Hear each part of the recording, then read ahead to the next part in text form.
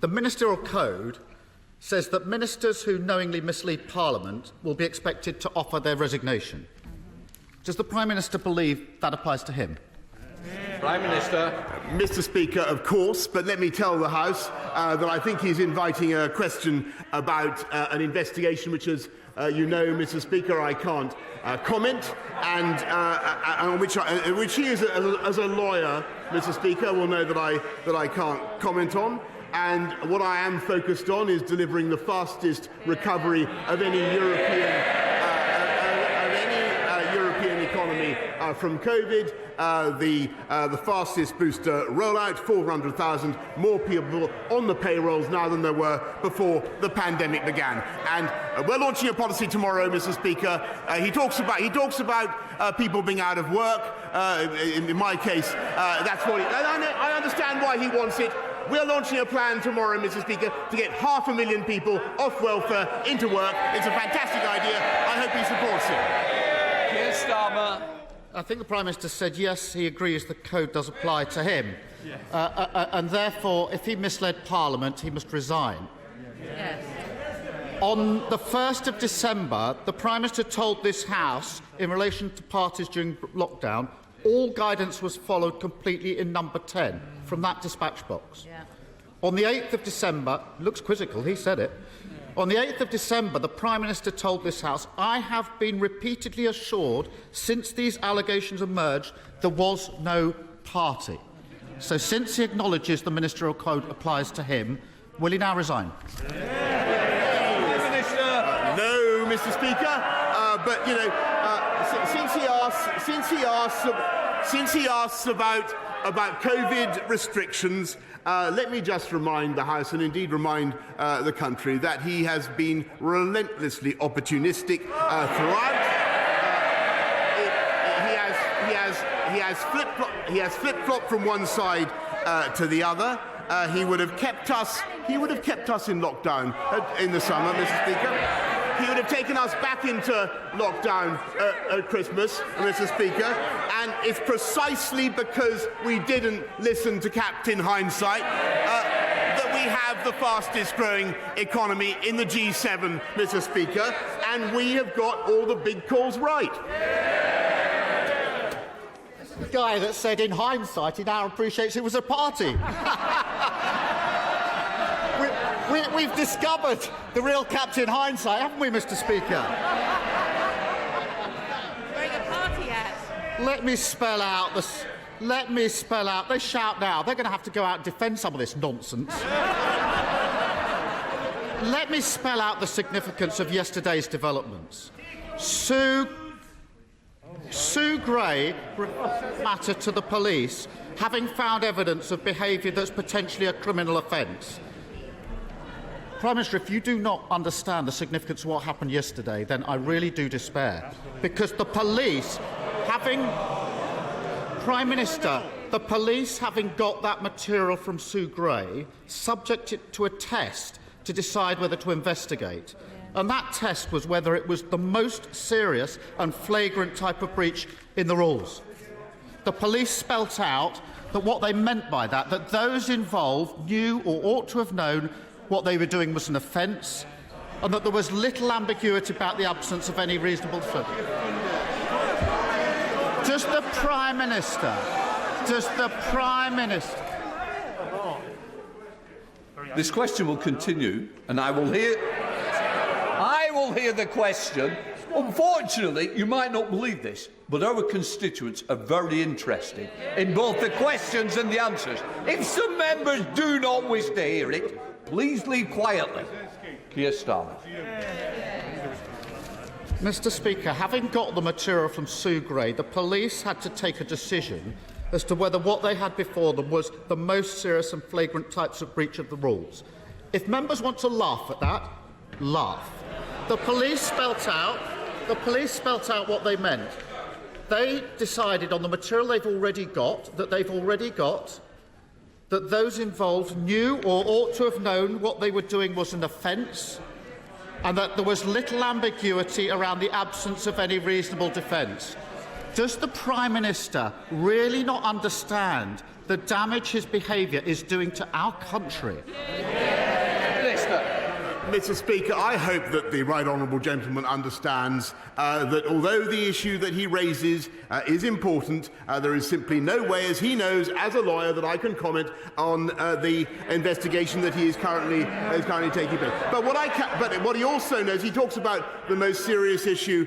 He talks about the most serious issue before the public today and before the world today. It's almost as though he was in ignorance of the fact, Mr. Speaker, that we have a crisis on the borders of Ukraine, and I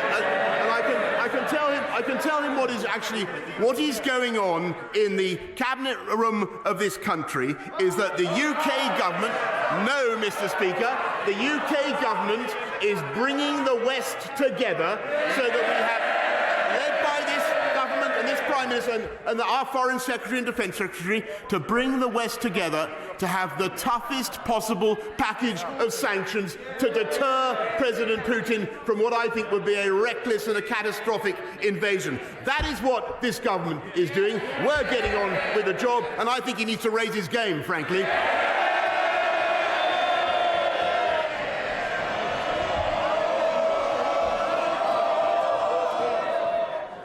Can I just say honestly,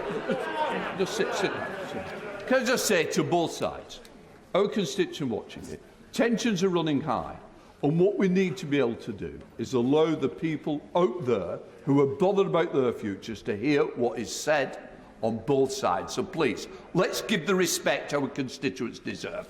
Keir Starmer. Mr. Speaker, this was the Prime Minister who went into hiding for 5 days because of these allegations. Talk to me about being around for the allegations. Mr. Speaker.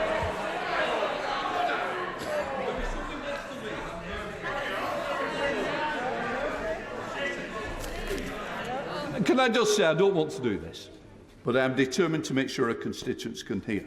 The next person that stops me hearing will not be continuing in this debate. Questions? Mr. Speaker, the Prime Minister's continual defences wait for the Sue Gray report. On the 8th of December, he told this House, "I will place a copy of the report in the library of the House of Commons." His spokesperson has repeatedly stated that means the full report, not parts of the report, not a summary of the report, not an edited copy. So can the Prime Minister confirm that he will publish the full Sue Gray report as he receives it? Minister. Mr. Speaker, what I can tell him is that we've got to leave the report to the independent investigator, as he knows, and of course, when I receive it, I will do exactly what I said. But I can tell him that in the meantime, I think what the people of this country want to hear is what we're doing to tackle the issues that matter to all of us, fixing the cost of living, Mr. Speaker, helping people across the country. By lifting the living wage, Mr. Speaker, by helping people with their fuel costs, Mr. Speaker, as this government is, and by cutting the tax of people on universal credit, cutting the tax by £1,000. And, Mr. Speaker, that party opposite are committed to abolishing universal credit. That's their policy. Keir Starmer. Cutting the tax. The police say the evidence meets the test. Frankly, the public have made up their minds. They know he's not fit for the job, and that's what really matters here. Throughout this scandal, the Tories have done immense damage to public trust. When the leader of the Scottish Conservatives said the Prime Minister should resign, the leader of the House called him a lightweight. English Conservatives publicly undermining the Union by treating Scotland with utter disdain. How much damage are the Prime Minister and his Cabinet prepared to do to save his skin? Yes. Minister. Well, Mr. Speaker, I think that he was offering a yet more general criticism of what's been going on in Downing Street. Let me just remind the House of what's been going on in Downing Street. We've been prioritising the COVID backlogs, Mr. Speaker, investing massively in 9 million more scans so that people get the treatment that they need and that they've been waiting for, and making sure that we have 44,000 more people in our... Yes, it says it's rubbish. They didn't vote for it, Mr. Speaker. They don't support it. 44,000 400,000 more people in our NHS now than there were in 2020, and we're fixing social care, Mr. Speaker, which governments have neglected for decades, and Labour did absolutely nothing. They have no plan at all to fix the NHS or to fix social care. Vote Labour, wait longer. Keir Starmer. The reality is that we now have the shameful spectacle of a Prime Minister of the United Kingdom being subject to a police investigation. Unable to lead the country, incapable of doing the right thing, and every day his cabinet fail to speak out, they become more and more complicit. And what's utterly damning, despite the huff and puff, is that this is all happening when petrol prices, the weekly shop and energy bills are going through the roof. 3 months ago, Labour suggested cutting VAT from energy bills. Still, the government has failed to act. Instead of getting on with their jobs, they're wheeled out to save his. Whatever he says in his statement later today or tomorrow won't change the facts. Isn't this a Prime Minister and a government that have shown nothing but contempt for the decency, honesty and respect that define this country? Prime Minister. No, Mr. Speaker, we love this country and we're doing everything in our power to help this country. And of course he wants me out of the way, Mr. Speaker. Of course he wants me out of the way. He does. And I can't, and many people, of course, I don't deny it for all sorts of reasons. Many people may want me out of the way, but I tell you the reason he wants me out of the way is because he knows that this government can be trusted to deliver. And we did. And we delivered on Brexit, Mr. Speaker. He voted 48 times. He voted 48 times to take this country back into the European Union. We delivered. He did. He can't be trusted. We delivered the fastest vaccine rollout in Europe, Mr. Speaker, and we will deliver on our plan to unite and level up across the whole of the UK. Crime down 10%, Mr. Speaker. Job vacancies at a record high. Colossal investment in... Yes, Mr. Speaker, we're delivering and they have no plan. 3 times as much tech investment as France in this country, twice as much as Germany. We have a vision for this country as the most prosperous and successful economy in Europe because we are going to unite and level up. The problem with the Labour Party today, Mr. Speaker, is that he's a lawyer, not a leader. That's the truth. That's the truth, Mr. Speaker.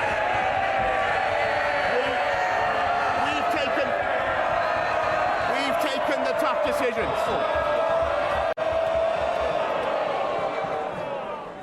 I can't hear what the Prime Minister's got to say. No, I would have thought he's the Prime Minister of this side of the House. I'm surprised that this side of the House doesn't want to listen to it, because I do. Prime Minister. Well, Mr. Speaker, I only wanted to add the point that we've taken the tough decisions, we've got the big calls right, and in particular I, am getting on with the job.